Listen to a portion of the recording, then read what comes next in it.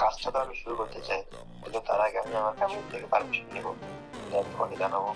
Well, এরকম ধরনের objection হয়তো আমরাও পাই, যারা বলে বাড়িতে জানিয়ে বলবো, এবং যারা বিগিনার থাকে একটা মিস্টেক করে ওকে ব্রাদার বলে কথাটা ওখানেই শেষ করে দেয়। কিন্তু যারা এক্সপার্ট হয় তারা খুব ভালো করেই বোঝে এটা হচ্ছে না বলবার একটা ছোট্ট এক্সকিউজ, এবং তারা ওকে সলিউশন করে। কীভাবে করে?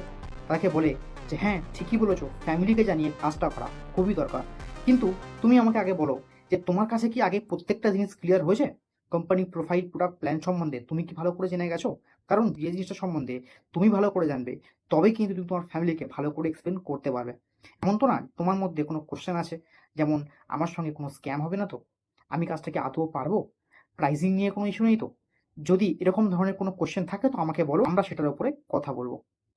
এবারও ওর নিজের মধ্যে থেকে কোনো কোশ্চেন তোমাকে জানাবে, ওটাই হচ্ছে ওর মেন অবজেকশন। ওটাকে সলভ আউট করে দাও, অটোমেটিক প্রসপেক্ট ক্লোজ হয়ে যাবে। এবং এরকম টিপসের জন্য আমাকে ফলো করো।